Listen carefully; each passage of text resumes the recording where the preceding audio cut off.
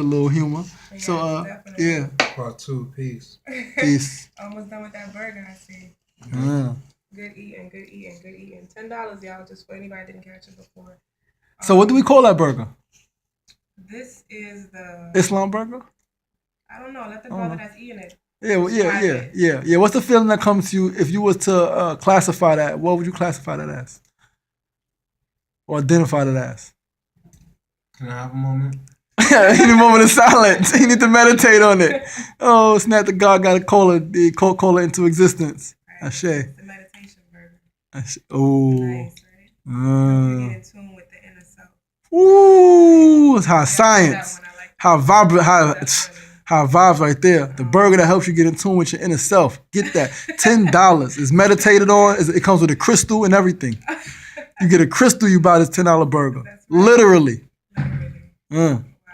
But just a little bit on this topic of nutrition and the importance of it and how it starts literally from birth.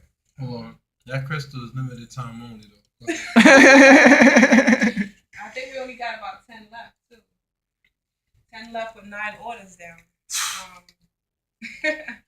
But even about breast milk, I did some research not too long ago about breast milk because it bothered me that when I was pregnant with my own daughter, I was young and I grew up on breast milk, but in the hospital they pushed formula. And I wanted to see how different countries that, basically choose breast milk as as nutrition for newborns, how does their health over time, differ from ours in this country where we're so big on, capitalism and formula.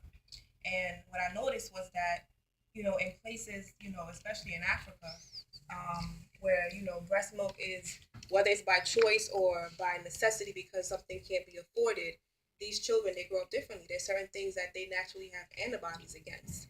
Whereas here, you hear these random diseases that pop up left and right, and it all comes from a lack of antibodies against certain things, which are all found in breast milk. So for me, that's something that, was always a little bit confusing to me. What I noticed now too is that whereas my daughter grew up on formula because I had a lack of education about nutrition, I had, more understanding when I had my son 8 years later, and I chose to give him breast milk. And comparing just their first 2 years of life is completely different. My daughter got colds a lot. She got sick a lot. It was always something with her health, whereas my son, he didn't get sick as much, and even when he did, there was nothing that was needed to help him get over it. It seemed like his body just naturally was able to get through it. So, I mean, I just speak from experience, and I feel like the food nutrition needs to start from young, but it also needs to start from inception. It's not only about when a child is born, but what about when that child is in the mother's stomach? There's a lot of cross transference that happens there too. That's really important. So I feel like, it's good to teach the nutrition from young, but a lot of mothers that are carrying these babies, because I mean, you can teach them from young, but if they're already predisposed by, the things that the mother had going on, it's going to be even harder to fight. Definitely. So definitely food nutrition, education about food nutrition from a very early age, inception, conception, all of that. Definitely. That's my piece. Can you flip this camera? Can we build? Got me? I'm good? Mm-hmm. Good, you know what I mean? Yo, Queensbridge people would be like, yo, make sure we good, the world gonna see us, right? No, but on that note, that's one of my key things. And when we talk about the science of food or eating, I like science of food more than the science of eating, because food is, eating too, depending on who you speak with, get into semantics. Right. But in the womb, what the mother's ingesting, not only through her mouth, but through her senses. Through everything she touches, that baby is feeling. Through everything she looks at, that baby is programming. The vision is being created. So just going back to, I don't even like using that V word, but violent.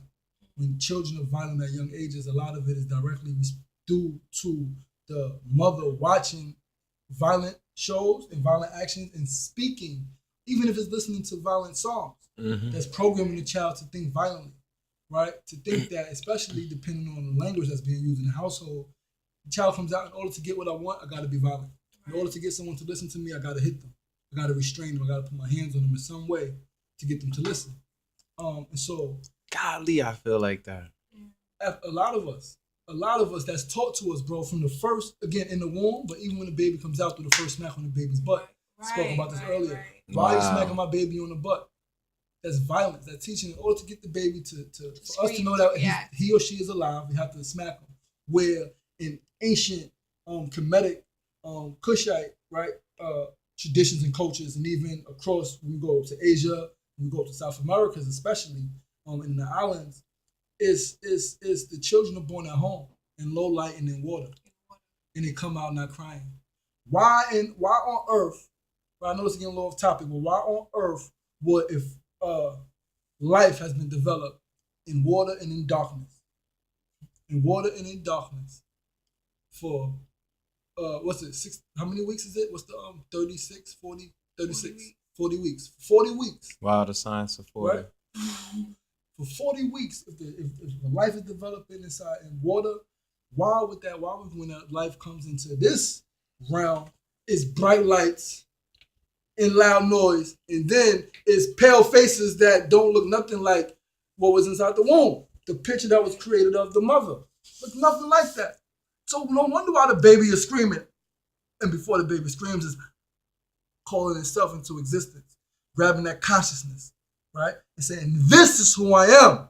I am. That's what the child is